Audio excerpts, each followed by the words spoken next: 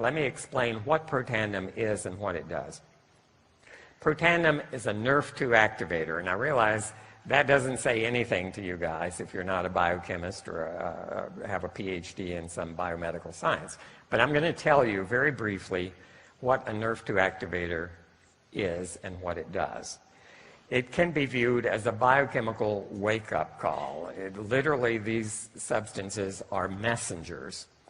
And the way protandem acts, and many of you have seen this before, but this is the single summary slide of what protandem does when it approaches a human cell.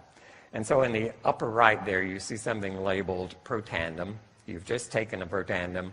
It's found its way into your bloodstream. It's reaching every cell in your body.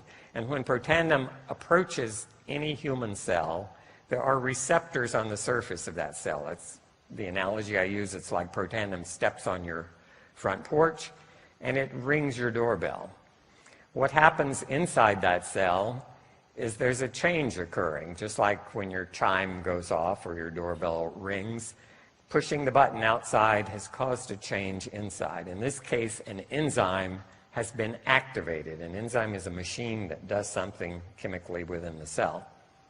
In this case, it's a kinase. You don't have to remember that. And here it's signified by being activated. It turned yellow, but now it's turned on by protandem. What does it do?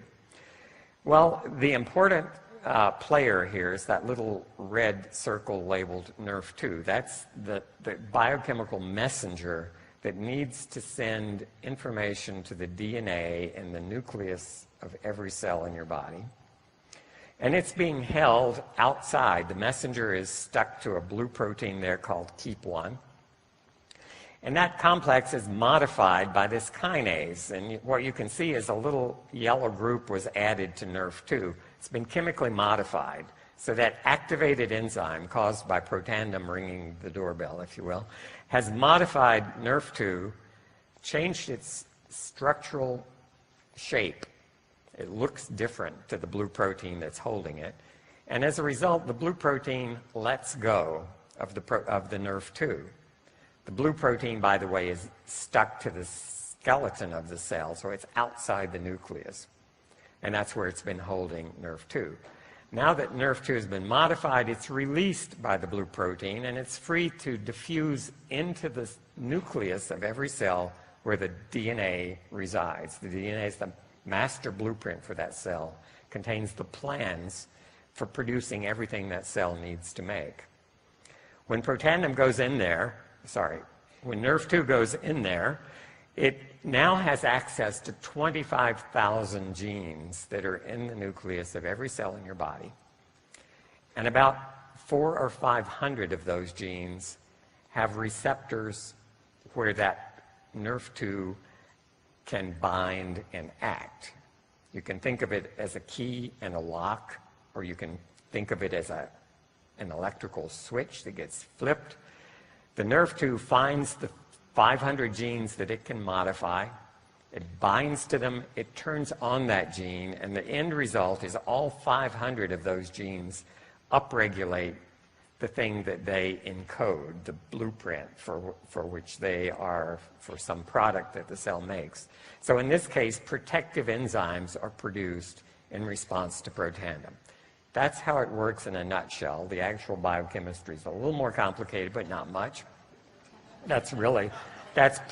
Seriously, that's very close to the way I would explain this to my peers. That's what protandem does.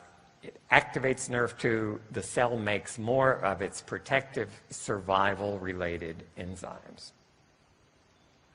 So here I'm using a slightly different twist on the theme, stay tuned with protandem. If you look up tune in a dictionary, which I did here, Merriam-Webster online, you type in tune, and you find that there's several definitions. It's to adjust musical pitch. Everyone's familiar with that. You can tune an instrument. You can tune a piano. It brings it into harmony. It's a way of adjusting something for precise functioning. So you can take your car into a mechanic and you can tune up the engine. It's to make more precise, more intense, or effective. And here at definition 1, the example given there is tuned her guitar. Okay, so you can tune something to the right frequency, the right pitch. And if you look this definition up a few years from now, I'm hoping at the bottom there may be an addition. As, for example, Grandma tuned her genome with protandem.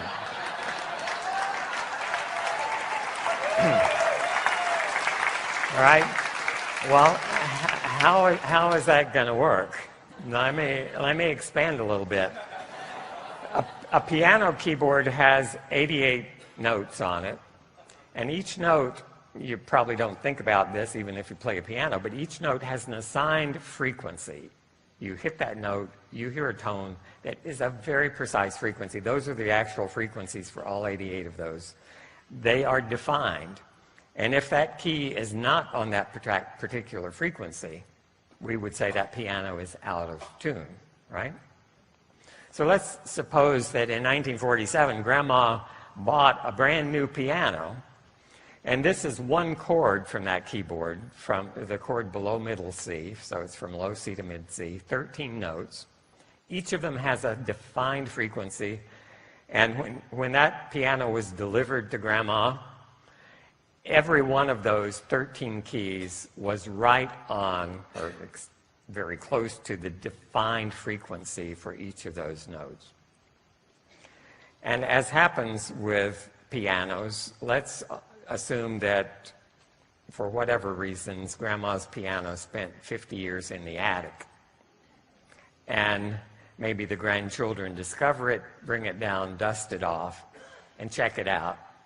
Well, after 50 years in the attic, things had changed. And if you hit those 13 keys now, you'll find that they're not on the precise frequency. The piano is out of tune and needs to be brought back into tune. It needs to be tuned up by a guy who knows what he's doing. He will bring tuning forks. He will listen very carefully, adjust each of those keys until it's back where it should be.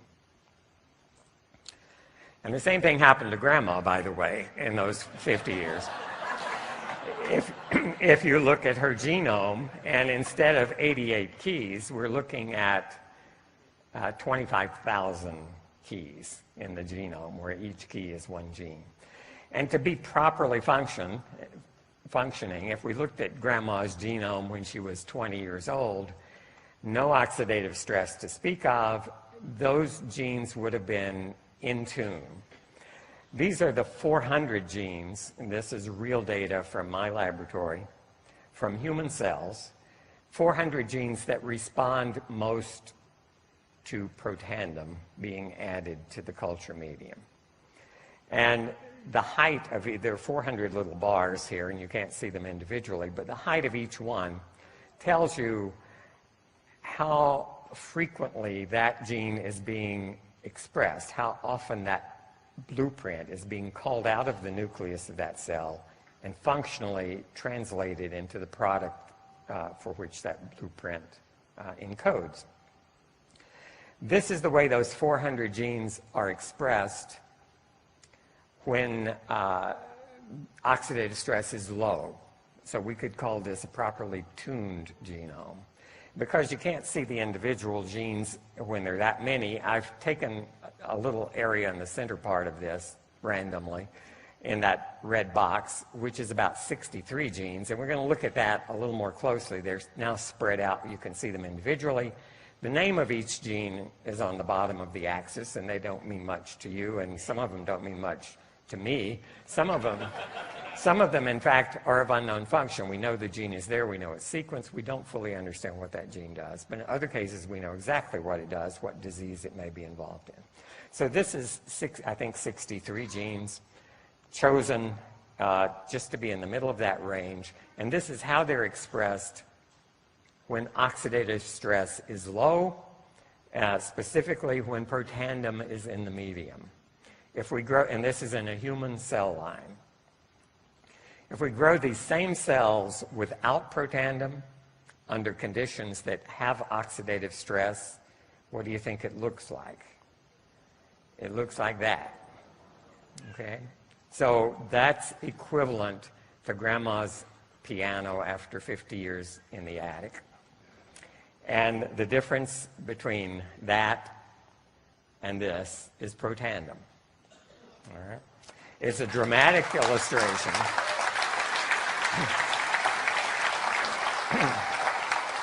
And let me point out to you, too, how dramatically things have changed. Protandem was developed primarily to affect 3 gene products, superoxide dismutase, or SOD, catalase, and glutathione peroxidase.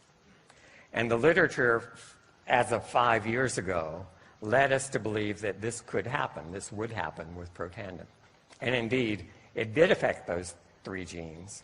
What we've learned in the last 5 years is that it affects not only those 63 genes, but these 400 genes, all right? So 3 of those are SOD, catalase, and glutathione, or glutathione peroxidase. Have we realized that protandem does a lot more than that? You bet. We went from 3 genes to 400 or 500 genes that we're now talking about.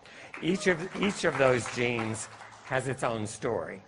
And your eyes would quickly glaze over if I went through the first 200 of those.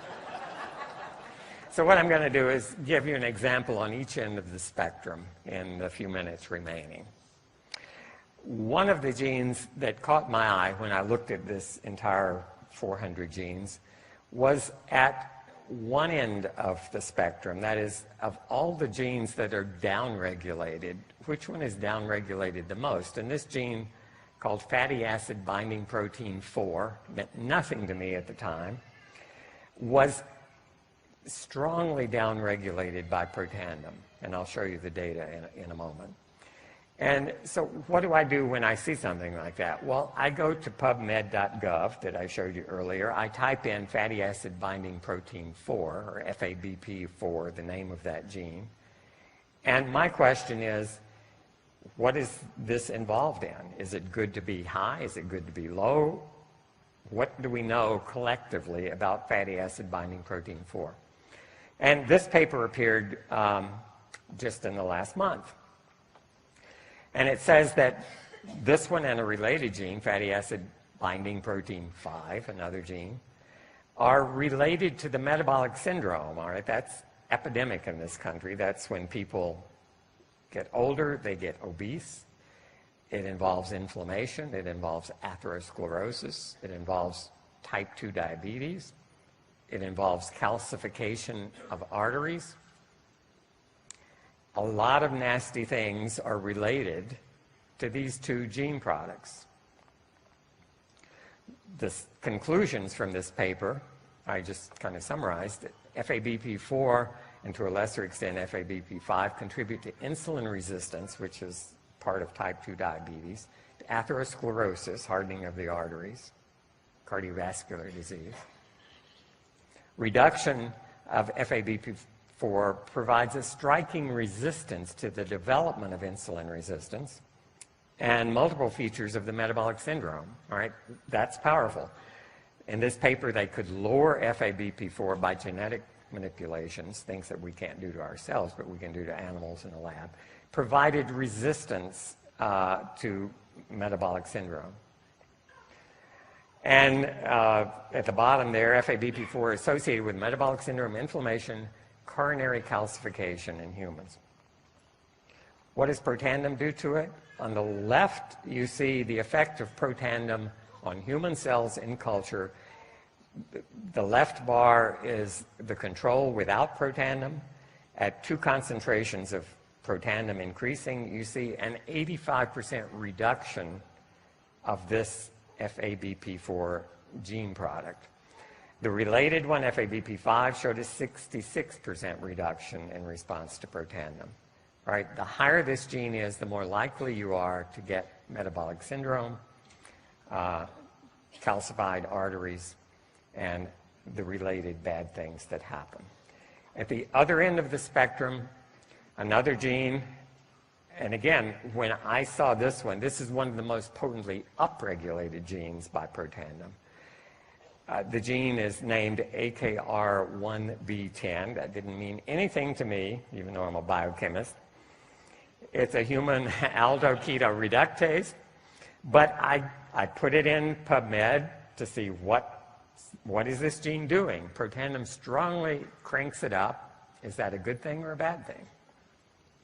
These two papers were published within the last year. Again, rapidly moving scenario.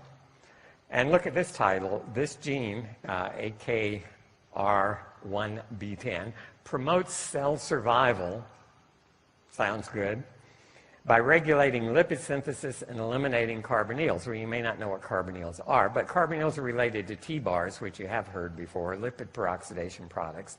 The conclusions of these two papers is that this gene responds to free radical damage, which results in formation of toxic lipid peroxidation products. So that broadly is T-bars. More specifically, it's talking about one of those products, 4-hydroxynonenal, 4-HNE, which may ultimately lead to cell death. These aldehydes damage the DNA. They can cause mutations. And this gene the gene product efficiently catalyzes the reduction of 4-HNE, protecting cells from toxic effects. What does protandim do to this gene? The one on the left is the control. And here you see two concentrations, a very low and a higher concentration of protandim, a 3,200%, 32-fold increase in the production of this gene product.